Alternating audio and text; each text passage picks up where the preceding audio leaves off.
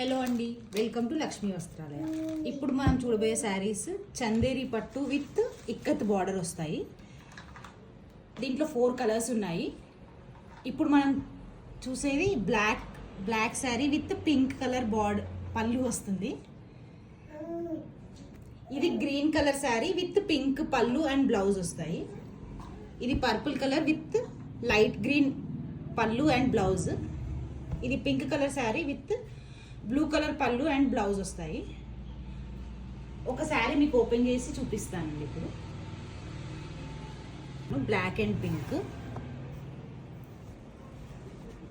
ఇదేమో పళ్ళు, ఇట్లా బూటీస్ వచ్చాయి పళ్ళుకి.